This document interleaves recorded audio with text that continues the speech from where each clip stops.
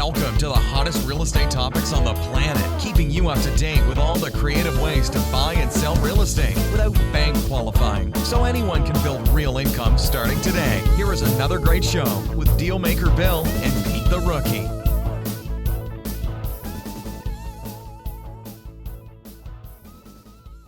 All right, here we are at another episode of Flipping Houses for Rookies. Hey, Peter. Hey, Bill, and hello, everyone. Welcome. And for those of you that are watching us by video, you will notice that I am back in my office. He's back. On my way home after 8 months of sabbatical. And let me tell you, it has not been easy to plug back in. Anyways, here we are, episode number 407. Yay. Mm-hmm.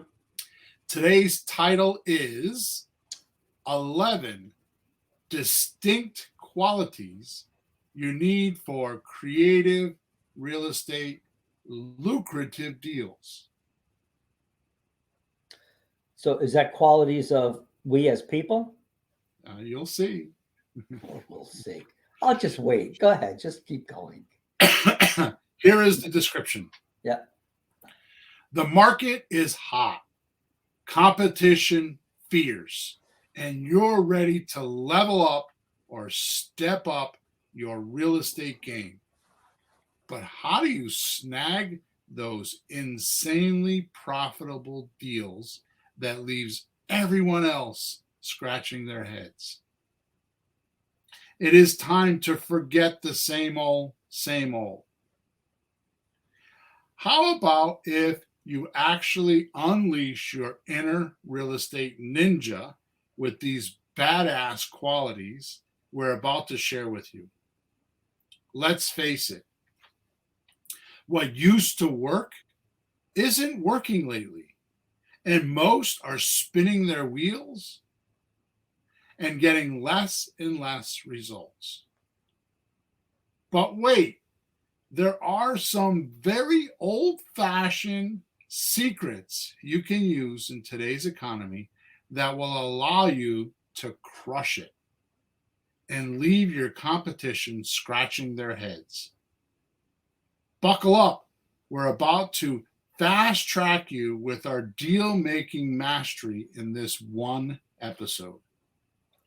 Like a bloodhound, you will sniff out everything you need to get into this secret society that makes creative real estate deals on a regular basis. So, if you're ready to be a deal magnet, then I suggest you listen to the whole episode. Well, Ta-da! I, for one, am sticking around then. Yeah. I'm sticking around. All right. So let's just deal with some of the housekeeping, which is boring and crappy, and I wish I didn't have to do it, but I have promised my team, mostly Emma, that I would. Okay? So if you, wherever you are watching us or listening to us, please make sure you subscribe, make sure you like us, make sure you leave a comment. That is what we live off of, so that we are enticed to know that you're listening to us and we're doing something good for the society or for the industry. So please do that, because your feedback is what keeps us doing 407 podcasts with no pay and work 6 to 7 hours a week to make sure you have this content. Also, we record probably 50 weeks out of the year. We record Thursday mornings at 9:30 a.m. Eastern Standard Time, and we live stream on Facebook, YouTube, and LinkedIn. So if you go to any one of those platforms, type in Flipping Houses for Rookies, you can actually be part of the podcast. You can ask questions by typing in wherever the platform will allow you to type, and I will answer those questions as long as they pertain to the podcast. If they don't pertain to the podcast, we have a lot of content to cover. I have an agenda, and I can't afford to come off that agenda. But if you go to flippinghousesforrookies.com, you can send us a support ticket for either Peter or myself. Or if you go to WhatsApp Messenger, you can look for Let's Talk Real Estate. And we have a mastermind group there with about 100 and something people in there that are more than glad to help you and get messages to me or whatever. So there you go. So that's over. 3 minutes of my time that I could do without. All right, Pete. Yep. Today, you ready? Yeah, go. All right, today I'm going to unlock the door to my time machine. Okay. Here's what I mean.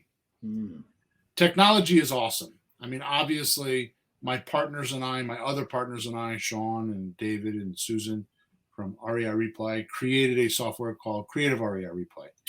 It is jam-packed with technology. I mean, as you are aware, nowadays you don't need to be experienced to do creative real estate. All you need to do is have the right tools. We give you leads. We have a robot that answers all the questions and the texting. And at the end of the day, you get an appointment, right? So technology is an awesome thing. I'm not saying it's not, right? And it really, really, really helps us deal with the mundane, repetitious, unpaying work that has to be done, or low-paying work that has to be done in every deal to be able to get a deal, right? I'm talking about, work like finding leads, in our case, pre-qualifying them, right? And then making appointments so that we can actually talk to motivated sellers or flexible people, or at least people that are willing to hear what we have to say, right? And the automation does a great job with that, and it keeps getting better. Definitely. A little bit of a reveal here. We have been working on for a couple months now. My question that I posed to the team was, okay, so if we sent out 1,000 texts over time, some do that in a week, some do that in 3 months. But if we send out 1,000 texts, right, and only 200 respond, because that's all we pay attention to are the ones that respond. Yeah. Some are nice, some are not nice. Some are truckers and have quite the language. Some are very polite and very passive aggressive, right? Some think they're polite and passive aggressive. Some are helpful. The point is 200 respond. Well, what happened to the other 800? So we are very close to releasing a robot that will actually call those people and say, hey, is your house still for sale? A few years ago, we used to call this an opening call. And we used to hire virtual assistants, and it didn't go very well because the opening callers thought they were wholesalers and they would go off script and do all kinds of crazy crap. But my robot is not going to go off script. My robot is going to say what I want it to say, how I want it to say it, when I want it to say it. So it'll be like me speaking to the seller. It's going to be pretty interesting. So all this technology is fantastic, right? And allows us to do something we were never able to do until recently. And that's only talk to motivated sellers. We're able to get off of our plate all the, what we used to call the $10 an hour work. It's not a derogatory term, but in other words, the mundaneness, the hiring virtual assistants and all that kind of stuff. It's gotten rid of all that, right?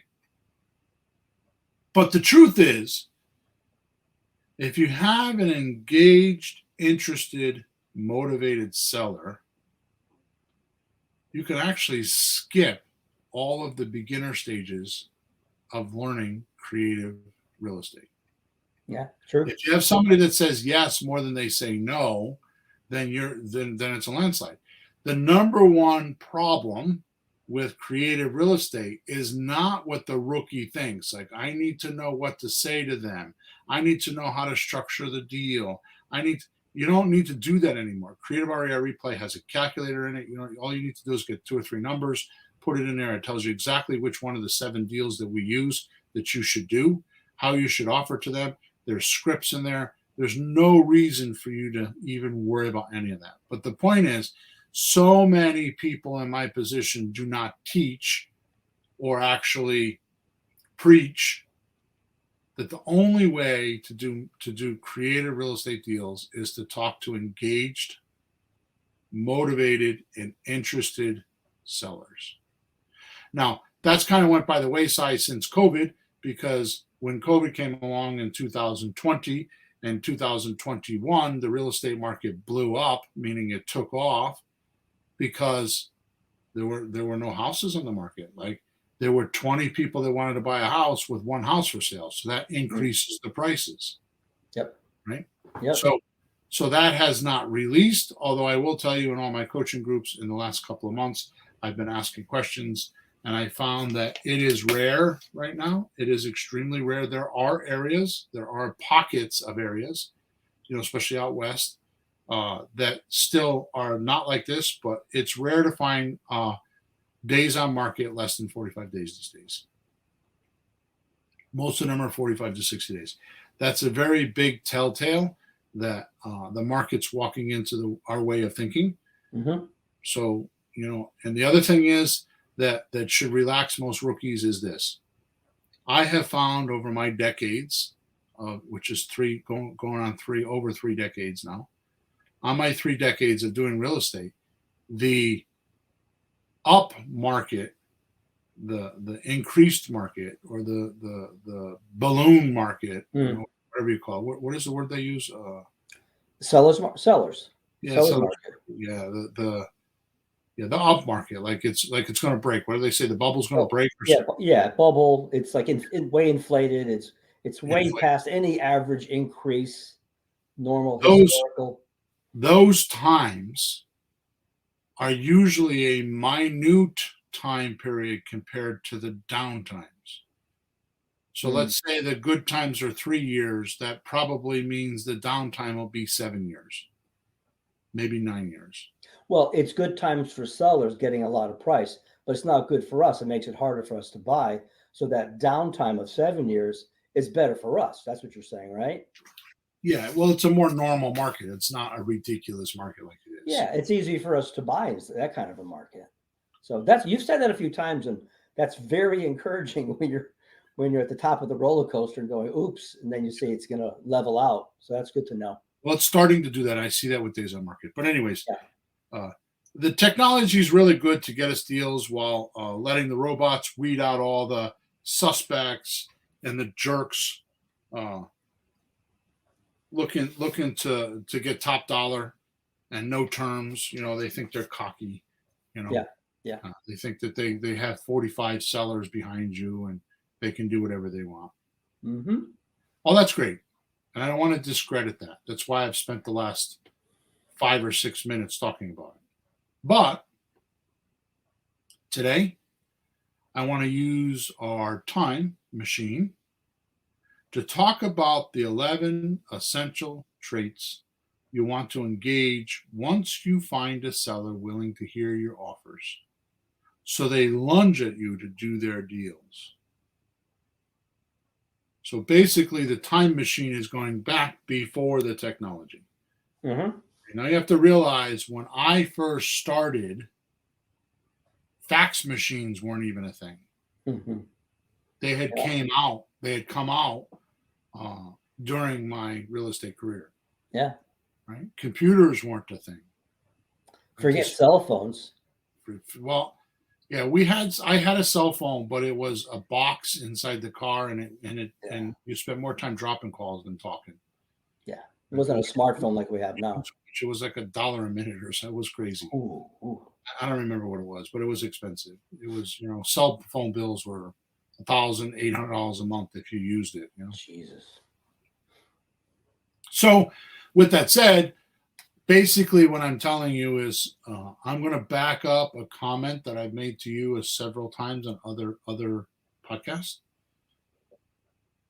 Technology is fantastic and it has its place. At the end of the day, this is a people business. Mm-hmm.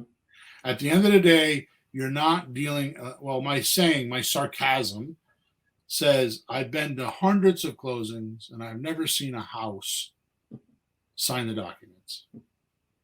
Yep. It's always a person or 2 or 3, right? Not usually more than 3, but it's usually just a person or 2, right? So what does that tell you? That tells you if you want to buy real estate, that the real estate is the secondary commodity, Mm-hmm.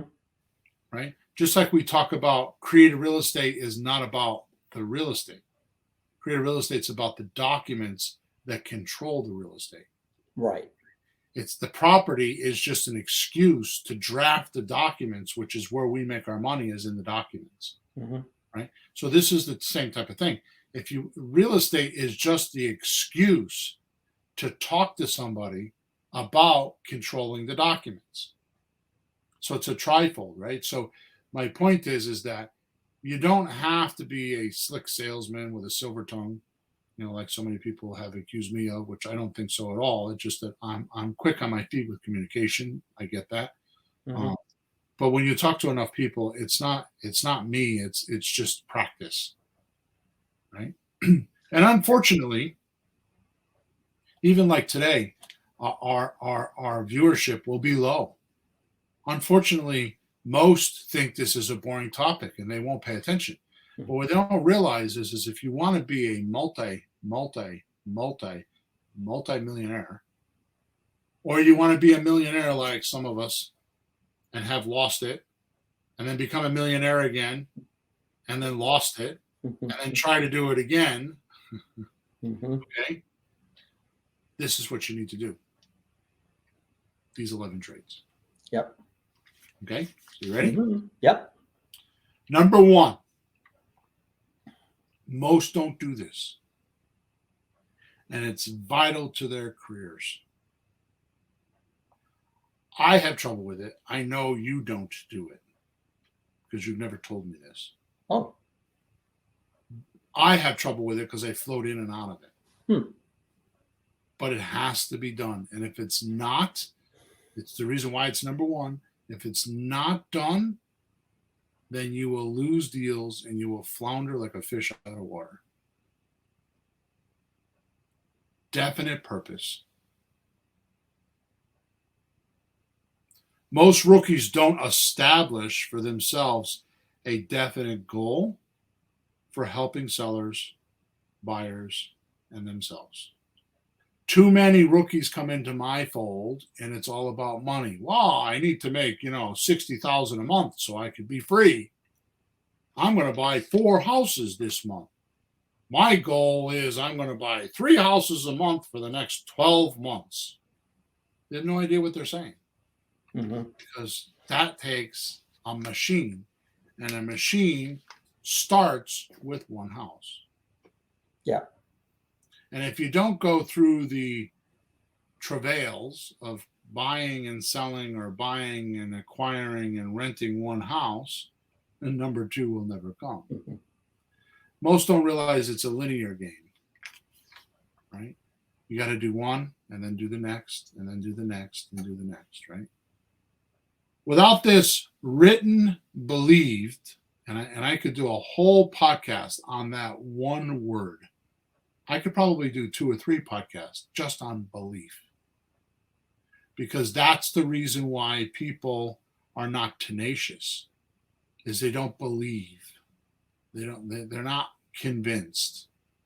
And the only reason why a podcast like this comes about, and you're going to find this out later, is because I decided that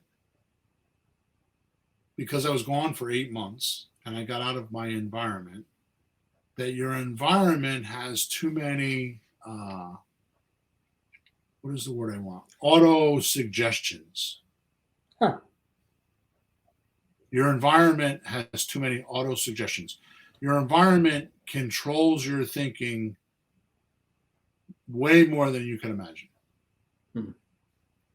So I've decided to change my environment, and I've been Napoleon Hill is one of my favorite, and I have found videos which I will share with you later that I thought were anyways. I even found some on YouTube. Yeah. Right? So I've been Napoleon Hill, Russell Brunson, who bought Napoleon Hill stuff from ClickFunnels. Yeah, there's Jim Camp, who wrote the book, the book No on Sales. Just I've changed my environment so that I can go another level. Right.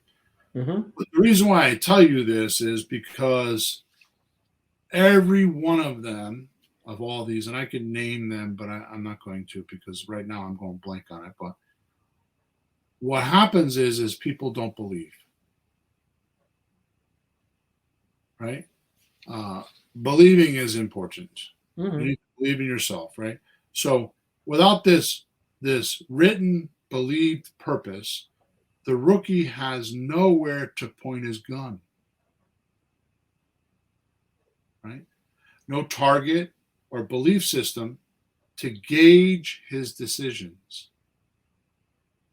So in other words, if I believe I want to help a seller and I want to help a buyer and I want to help myself, when I'm on the phone, how am I going to make my decisions of what I should do next? If it's just based on money, then I'm not helping the seller. I'm just helping me. And just think about this for 1 second. The used car salesman gets a bad rap. Mm-hmm. I know a lot of used car salesmen. I was in that business for several years, at least a decade and a half. And the reason why used car salesmen get a bad rap is because when you walk on the lot, they're going to sell you what they can get paid on the most. Mm-hmm. They're going to guide you to the car where they get the most commission. They're not worried about you. They're worried about them.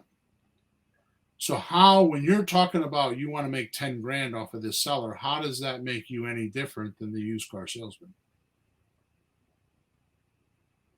Because you're not on the other side of the table with empathy, right?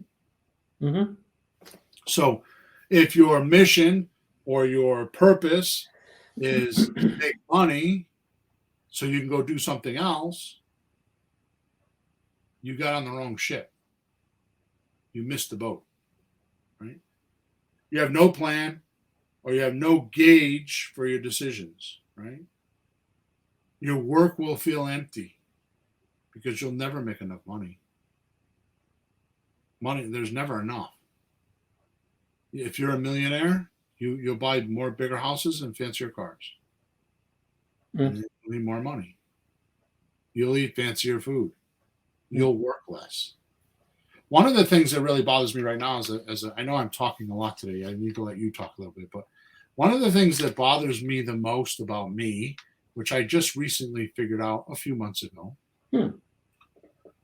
is when you're new and you don't have silk pajamas on and Mercedes in the parking lot, in the garage, right? Mm-hmm. When you're new and you're hungry, you do things that you normally wouldn't think you would do. And it's funny because we get successful and we stop doing those things that made us successful. Oh, those kind of things. Mm-hmm. Right? Yeah, well, of course. We do things like in the beginning, like go in houses and talk to people.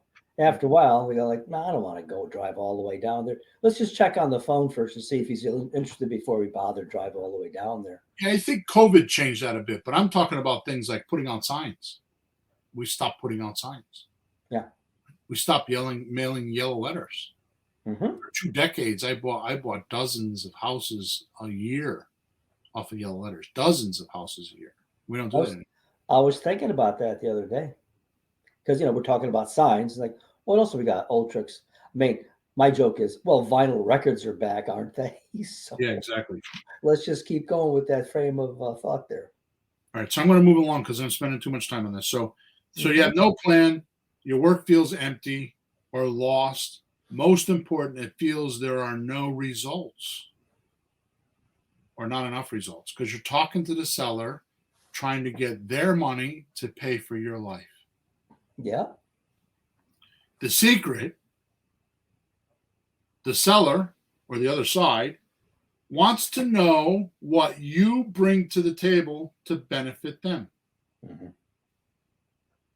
And your mission or purpose must forward the seller's objectives. If it doesn't do that, you're not doing enough deals. Mm-hmm. The rule in any negotiation, your mission or purpose must be routed in the world of the other side.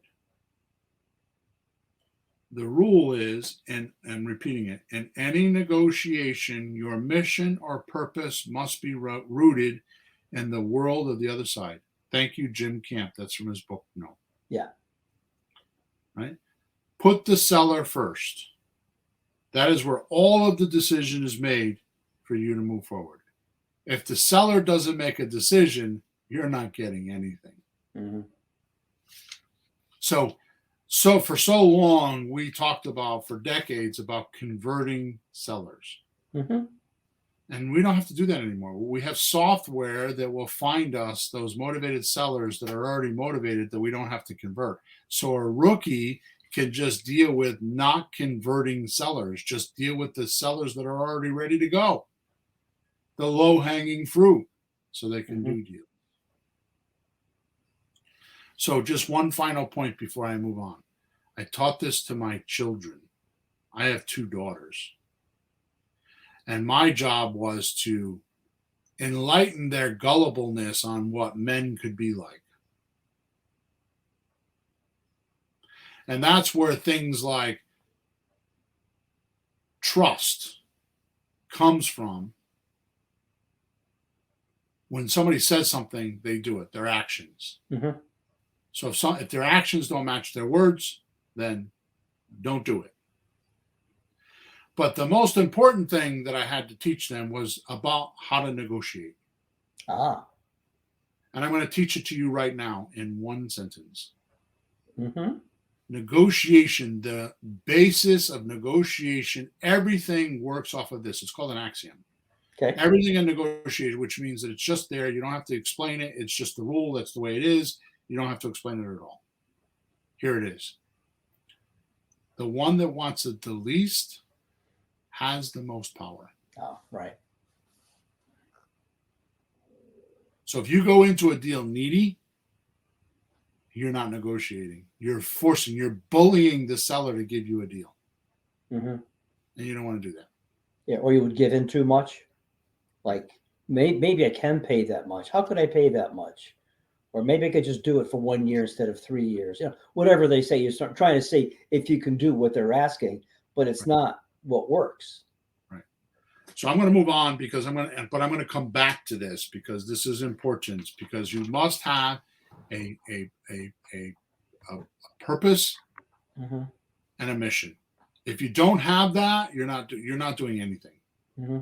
You will constantly make the wrong decisions and spend money and anything. All right, number 2. Mastermind Alliance. Where have we heard this before? Mr. Hill, right? Napoleon Hill. Mm-hmm. This harmony with others like you will allow you to learn as you communicate about your gains and losses to people of the correct magnitude. Or doing and going through what you are doing and going through. Mm. So you have to communicate, because as you communicate and the words come out of your mind and you start telling about the pictures and your experiences, your pictures in your mind will get sharper and your pictures in your mind will get more clearer, and you'll be able to, it's almost like drawing it out on a piece of paper 2-dimensionally. Mm-hmm. It makes it real to you what you're doing when you communicate. But you can't just communicate to anybody. You have to communicate to somebody on the same page. Yeah. You can't just communicate to a guy like for me, I can't communicate to a realtor because we both do real estate, but they have a different idea than I do. Right? Mm-hmm. So this mastermind alliance, which is never more than 3, by the way, never more than 3 people, for Napoleon Hill. It will help you locate the suspects that are sticking to you in your mind and make you believe incorrect data. Now, I worked for a company and I was a sales manager. In 6 years, I had one job. Everything other than that, I've worked for myself, right?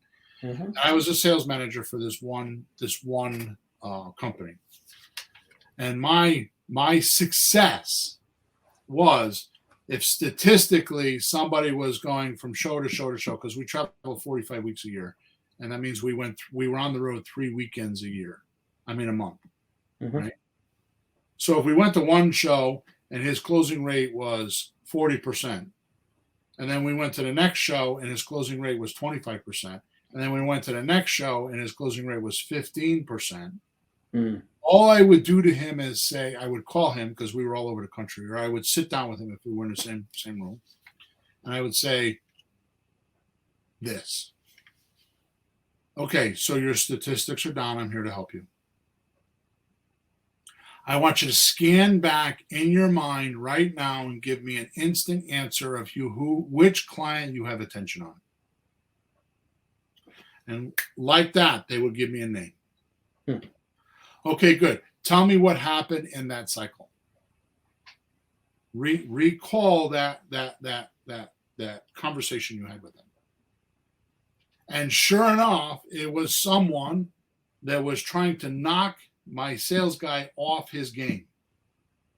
They were intentionally trying to overcome his sales abilities. And they were being hostily very covert. And I would work through with them that happened, and they would be like, oh my God, I didn't notice it. This is a 5-minute conversation. Yeah. 10 minutes most. And then I would say to them, okay, so if you got that type of person again, what could you do next time? Right. That sounds important. This is a mastermind alliance. If you are talking to sellers every single day and you're not cleansing yourself the way I just spoke of and getting rid of the jerks that you have attention on, it won't work. You'll hang on to them and drag them into the next conversation. This is no different than a guy having a psycho girlfriend, right? Mm-hmm. Breaking up with her and then getting a new girl that is completely the best girl ever. She's like an angel, and he treats her like the psycho because he can't help himself because he still has attention on her. Right. He never cleansed himself from her. Mm-hmm. Right? That's how this is. So Sure. This mastermind alliance is very important. This is the reason why I ask people to come into our Let's Talk Real Estate group. It's for that. This, by the way, is the main reason coaching clients get coaching, and they don't even know this exists. If you're not cleaning your attention units on a regular basis, they stick to the wrong things, and you don't get results. Mm-hmm. Number 3. Am I good so far? I'm not. Oh yeah. Yeah. No, it's practical in a lot of ways. Yeah. There's a lot of detail. I mean, as a teacher, I had a fellowship yesterday, a new guy, just a corollary that he's been playing by himself for a few years, and he really was horrible, older fellow, horrible. So he was stuck in things and didn't know how to get out of it. So you can't just do these things by yourself. It's not a single person world. You know, well, let's just think of it this way: a battery in your car, has a positive and a negative. Mm-hmm. Positive by itself can't do anything. The negative without itself can't do anything. Right. Energy flows from one to the other, from negative to positive or positive to negative, depending on which side of the formula you're on. Point is that without the other positive terminal or the negative terminal, energy doesn't flow. Right. Humans are the same way. But to finish your point, sometimes something happens in that flow. Something shorts out, it gets messed up. So the third person in the alliance has to come and straighten it out. Yep. That's your example. Number 3, applied faith. What does the word applied mean? Well, applied means that you're utilizing it, you're implementing it in your activities. It's not just something on a piece of paper, you're doing it. You must have faith in yourself, your associates, your ability to help sellers and buyers by doing transactions. Faith, by the way, is often belief without evidence, which means you need to trust your emotions, you need to trust your mind, and you need to do deals, knowing that you're helping people. Right? I've told you this in the past. Back in the day with my ex-wife of 25 years ago, and my sisters and some of my other family members, which I will not mention because they're still my family members with my wife, I would come up with an idea and I would tell people, this is what I'm going to do. And you know what determined whether I did it or not? Yes. What? Because I told you this. Yeah. Well, if they said, "Oh, that's a terrible idea," you would think, then I'm going to. The more resistance I got from the herd, the more it meant I should do it. Thank you, Mr. Kennedy, Dan Kennedy, for that. Oh, yeah. Well, the herd's going in the wrong direction. Look at the herd. The herd's not doing well. So whatever the herd's doing, just do the opposite. It's a better guess, if nothing else. Number 4, my big one. Having the habit of going the extra mile. Or rendering some extra thing that the seller is not expecting. You know, my father tried to teach me that. He was a barber, and this guy would go to the hospital when one of his clients was in the hospital at 7 a.m, give him a shave and a haircut if he needed it. And they would try to give him money. He said, "Oh, no, you're my client." And these are big CEOs sometimes and just regular guys. He would just took care of them, no money. And, you can't buy that kind of loyalty from people then. He tried to teach me, but it took someone else saying it in a book for me to believe it. But it's true. Yep. Yeah. So now for us, this is often done with helping the seller get what they want without you worrying about how you'll profit. Well, you've told people, look, if I don't buy the house, that's fine. If you need help, call me, though. I'll help you. I don't care if I buy the house. Just call me. I'll help you. Do you remember the day, and I could picture the living room. I don't remember the house. You will. Do you remember the day when you first sat in the house with me, and I was in the house, and I walked around it, and I started my pitch, if you would, with, well, first of all, I want you to know this house isn't for me. Okay. That was in Millington Started Road. It was an old landlord. It was a vacant house because he was renting it, and he had about 5 properties that he took his whole lifetime to purchase inch by inch, uncreatively, and that was his retirement portfolio. But the guy's knees were shot, his back hurt, he was trying to take care of everything, and he was getting tired, but he wanted to keep stretching it. And I'm standing there listening to you, and the first thing out of your mouth, "I'm not your guy." I turned pale. Yep.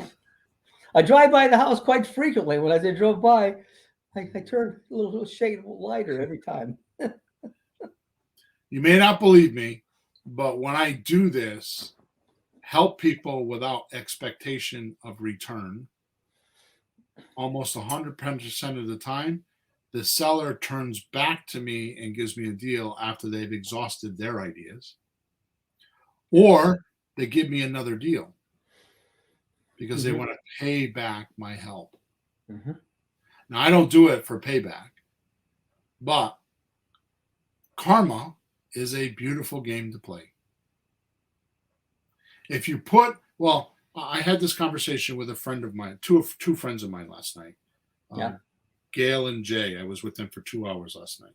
And I said to them, look, this is a very simple equation. Very simple equation. This is my new mantra. The world right now is screwed. America is screwed. There's nothing good about America right now that I know of. At least that's what people want you to think. The merchants of chaos, the news guys. Right? So if all this suppression and all this heavy stuff, all this push you down, don't let you get up, kick you while you're down, smash you in the head, throwing rocks at you is the way of today's world, then when you smile at someone and give them a happy moment, you stand out. Give them some positiveness. Mm-hmm. Just a little bit of positiveness in a world like today goes a long way. It's like a ray of light. It's like the lighthouse for the ship in fog. Mm-hmm. It's just too easy to do. But a lot of people don't believe it at first. They don't trust it. Yeah. That's why it's good to have reviews. Yep. So they can see, can I trust this guy? Is it a scam? No, this guy looks. Hey, a lot of people say it's real, so they start to trust it. Number 5, have a positive attitude. Too many times I hear rookies evaluate what the seller's ideas are. They want $300,000 for a $250,000 house. Right away, they go into an evaluation, make wrong, like, are you nuts? And they attack them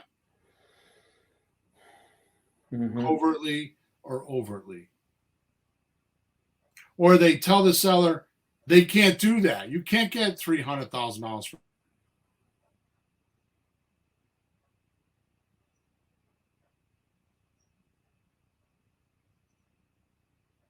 for a $250,000 house. Master, you must get good at this.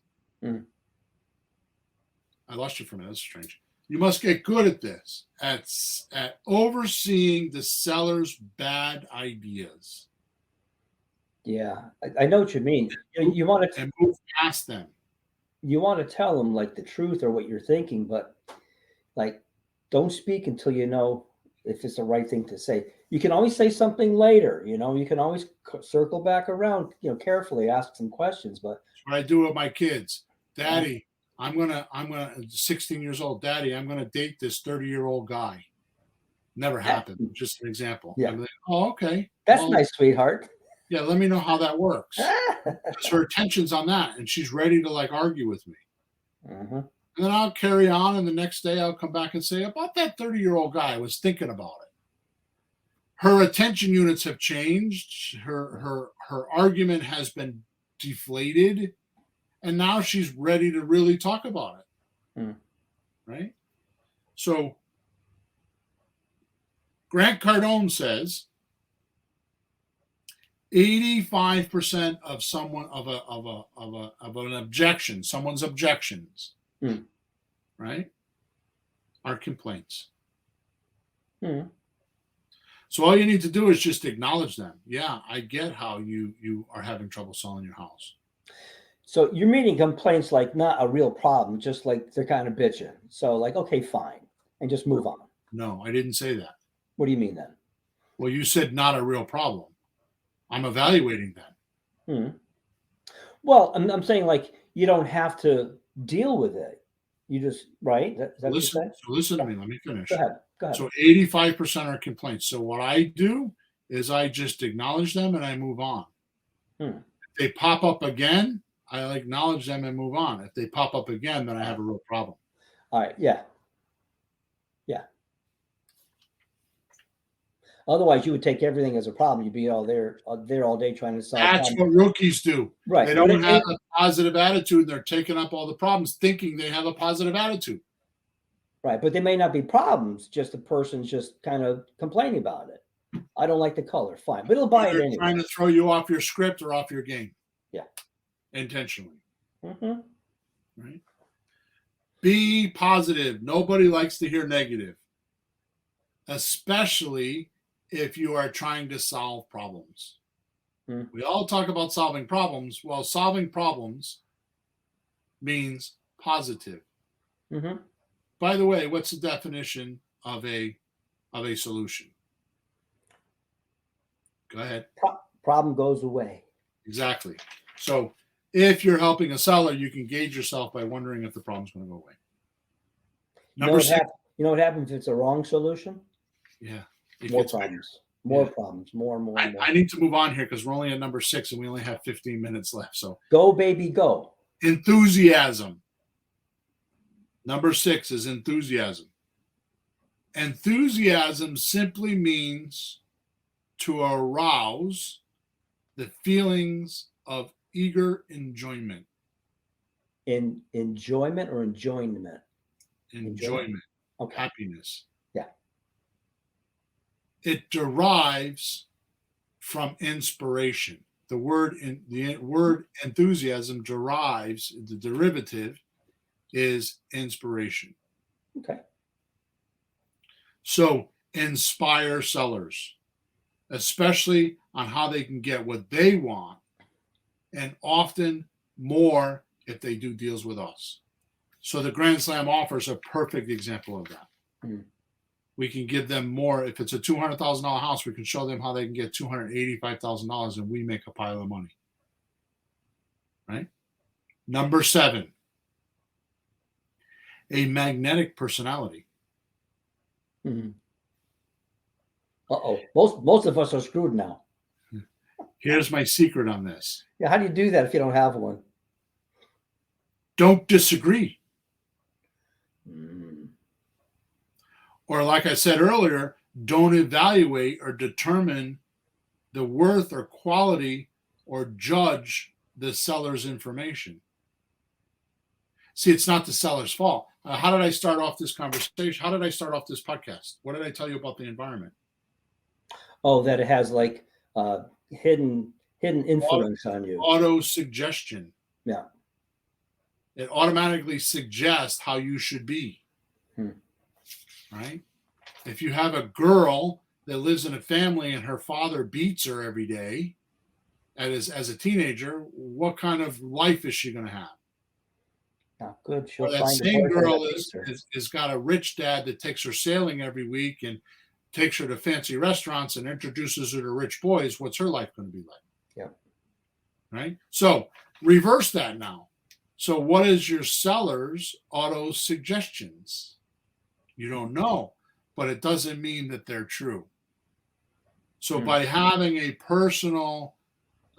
magnetic personality means you just don't disagree. You start asking questions. Well, how did you come up with that? How did you figure that out? And they will sooner or later realize what I'm saying is kind of bullcrap. That's really important what you just said. I was thinking about that because you're telling us a lot of things not to do, and but asking questions is a far safer way to find out about the right price, the wrong price, than just telling the guy your opinion. Ask. So think about what you just said. I'm telling you not to evaluate. Yeah. But if you ask the correct questions to the seller, who's doing the evaluating then? He reevaluates his own data and goes, So asking lots and lots of questions. Right. If you don't know, at least acknowledge them. People don't know about acknowledging. Just say, I understand, or okay. Say something. Just acknowledge that you heard them, move on. Lynn, one of my newest coaching clients, says facts are observable things. Opinions are just unobservable ideas that are not proven yet. So distinguish, is this a fact or is this opinion, which is where I'm very good at. I hunt down the data. Okay, so you're saying the house is worth $329,000. So I need to know, is that a fact or is that an opinion? Well, how did you come up with that number? And they have to tell me the facts. Well, I saw it on Zillow. Okay, that's a fact. Or now, how about this one? My neighbor sold their house that's much smaller than mine for $300,000, so I figured mine's worth $329,000. That's an opinion. You have to distinguish which one it is, and then distinguish whether that fact is qualified to help the deal. Size is only one aspect. It could be big or smaller, but what if it's way crappier? It's just one piece of data. The point is that you have to tell the difference between facts and opinions.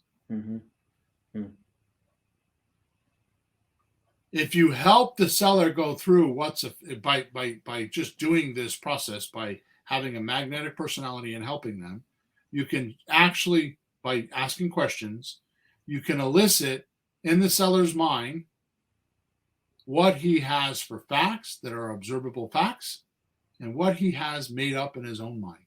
And by the way, if you need a coach on this, for a very large fee because she's not cheap, I'll get you my wife because she does it to me. Oh boy. You do this with children, don't you? You have children, you do this with them. You don't allow them to have bad opinions. Oh, marijuana is good, Dad. It controls my behavior. Mm-hmm. Are you going to, unless you smoke marijuana every day, are you going to let your kid do that? Oh, Dad, walking across the street without looking for cars is good. Are you going to let them do that? Mm-hmm. No. So why would you let your seller do that? Sure. Number 8. This is, I've talked about this and talked about this and talked about this and talked about this and talked about this and talked about this, and I don't feel like I'm getting understood. Mm-hmm. But that's okay because I do it and I know it works. So either you figure it out like I did, because it took me decades to figure this out, or you don't. Number 8, creative vision. Mm-hmm. Jim Camp says, vision drives decision. And mission and purpose creates, guides, and enhances vision. So if you don't have a mission and purpose, how are you going to have a vision? The vision your seller has drives effective decision to making deals. Who's the only person that could make the deal in your life? Well, you have the seller. That's it. If they don't decide, then you have nothing, right? Yeah. Help sellers create clear, concise vision on how their deal is going to happen and how you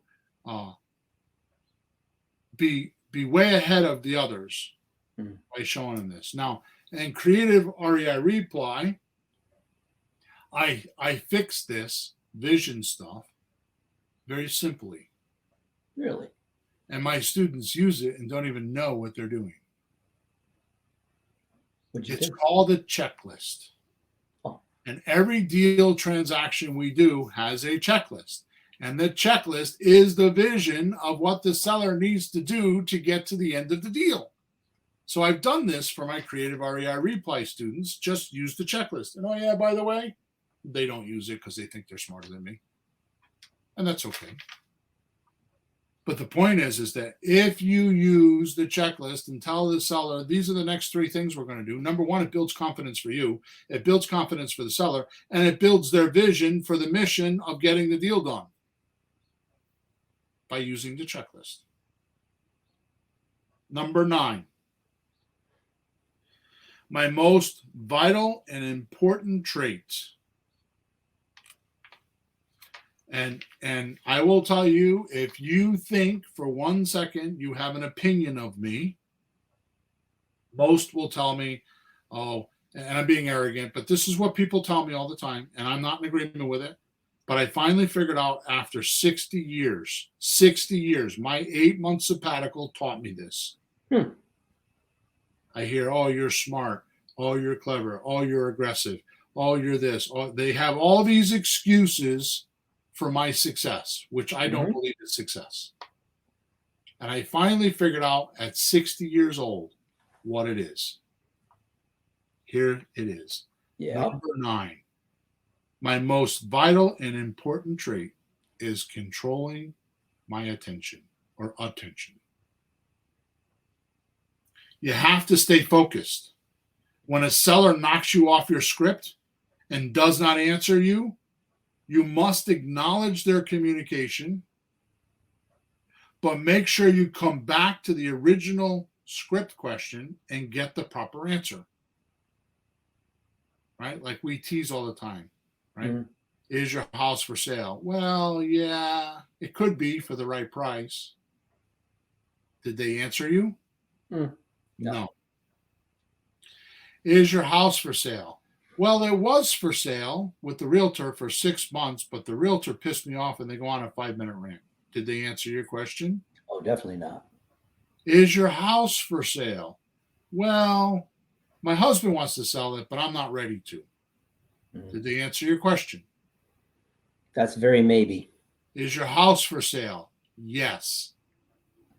That's the answer. Mhm. And too many rookies allow the seller to control their attention units. Now, by asking questions and keeping them involved with some of the things we were talking about just through here, I don't have time to go back and rehash them. But by making sure you have your vision in and your mission is in and doing all the things we're talking about today, and you ask the right questions, you're going to keep their attention on the end result, which is your mission and your purpose of helping them. And if you let the auto-suggested environment bounce you around, your attention will not be focused. You will not get a result. Mm-hmm. Stay focused on your mission and purpose, on helping the seller, and all of these 11 points today, and you will make deals. Number 10, learning from defeat. Every failure or defeat has a lesson in it. If you don't find that seed of benefit in the failure, you will carry that loss around forever and thwart your potential.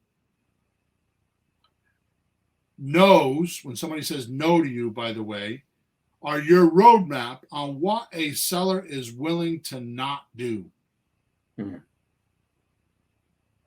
which tells you what they are willing to do. It's a guide, not a rejection. We'll call it the process of elimination. Yes.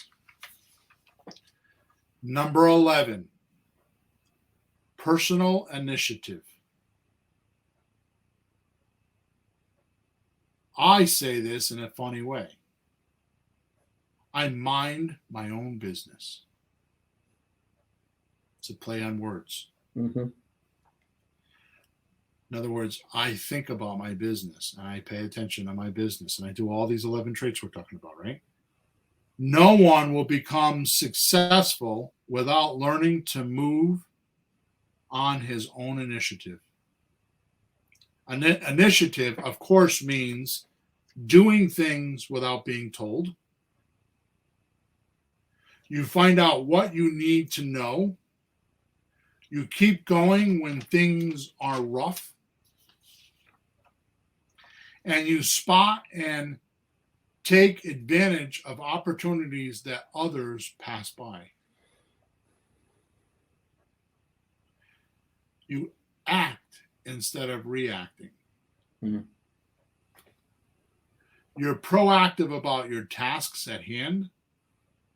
You get them done without outside influence because you believe these tasks are important to you, to your seller, and to your buyer. You think through complications. Remember the Mastermind Alliance? Mm-hmm. This is how you do it. You think through your complications. You go to your Mastermind Alliance and you two-dimensionally start, or you start communicating and swapping ideas. Mm-hmm. That's why the alliance is so important, because you need to think through your complications. Yep. And you take on work before someone asks you to. This ties into number 4 earlier, the habit of going the extra mile. Mm.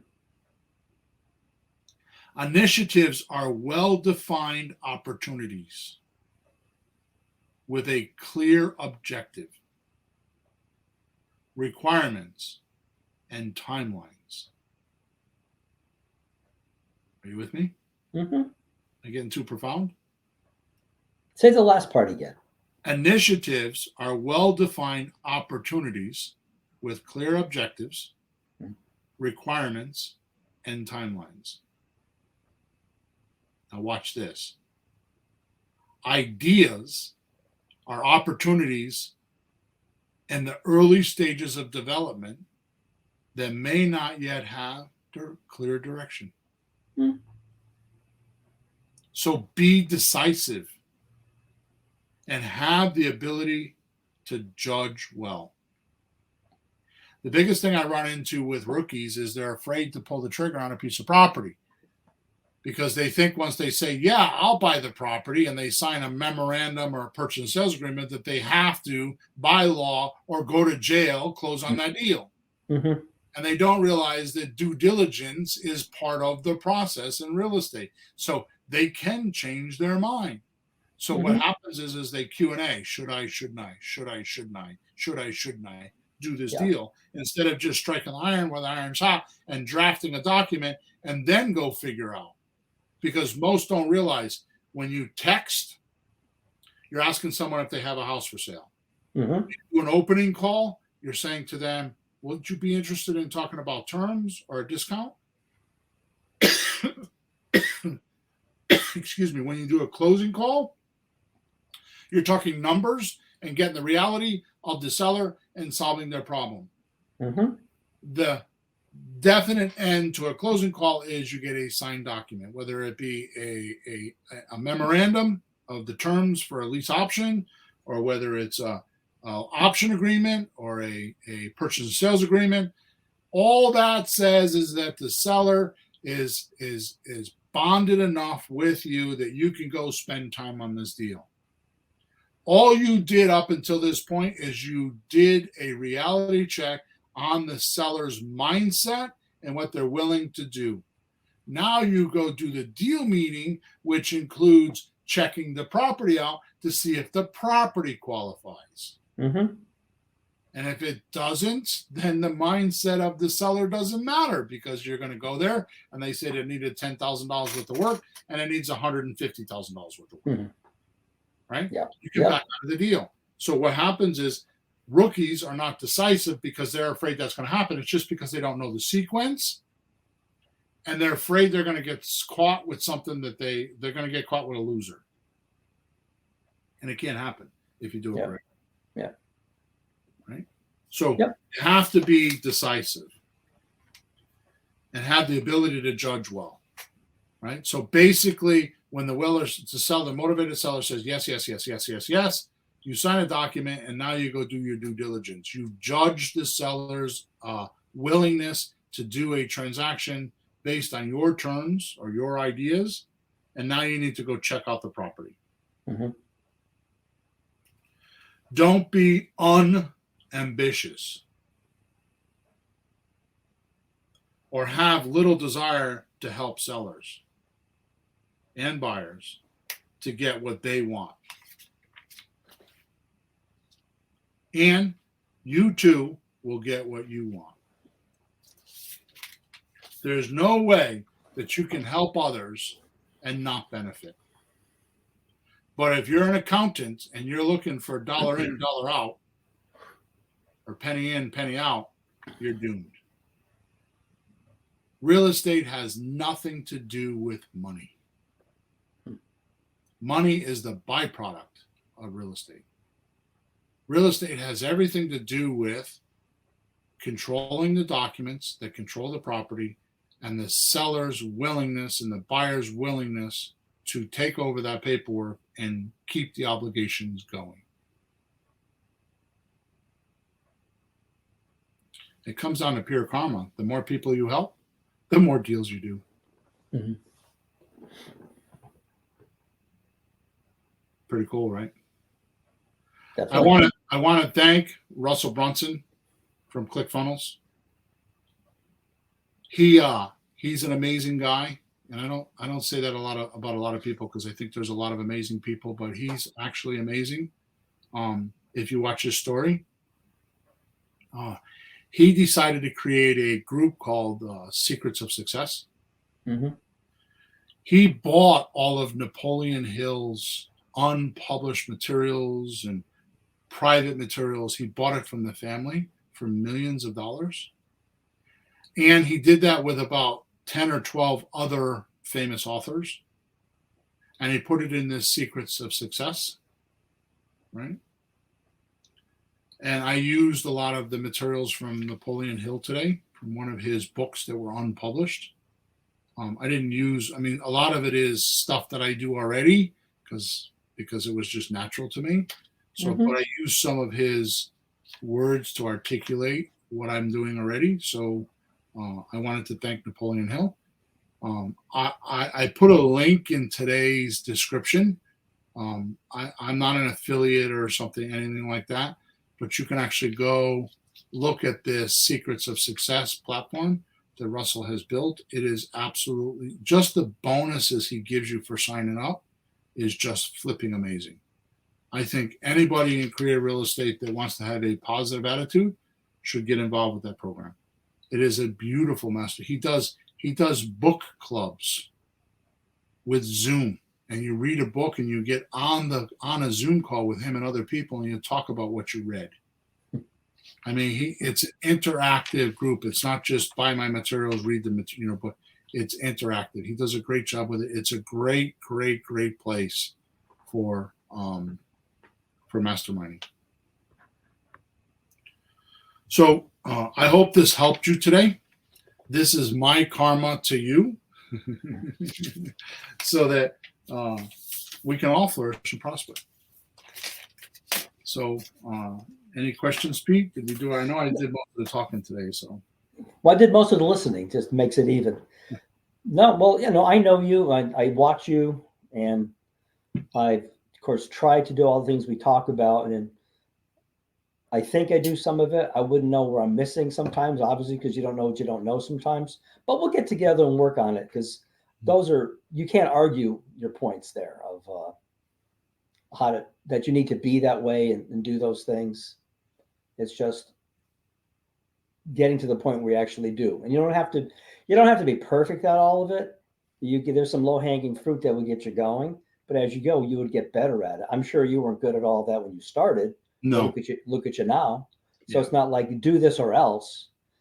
So if you do some of that, you'll It's succeed. like Alcoholic Anonymous, right? Really? What? The first thing you have to do is say, I'm an alcoholic. Yeah. So when you look at these things, the first thing you have to do is say, well, this happened to me. I need to change that. Mm-hmm. Any one of the 11 traits. You just have to recognize it. Yeah. Well, you can't say, well, I'm right. I don't have to do that. I'm fine the way I am. But you look at your own statistics. If the statistics and the products aren't there, you have to change something. So probably just one at a time. Educationally, pick one, work on it, pick another one, work on it. Maybe start at the beginning. I don't know, but just work on them one at a time. You're not going to snap your finger and it's all there. So I want to say thanks to Chris. He said he came in 30 minutes late, but the last half was very informative and it's a great episode. So yeah, Chris, you should go check out the first part if you can. But thank you very much for your kudos. I know Chris, and he definitely deserves a podcast like this. He's trying very hard to do deals, and he's part of a coaching group I'm in, and I'm very proud of his tenacity to keep going. So he's going to get a deal, and it's going to be exciting. So I can't wait.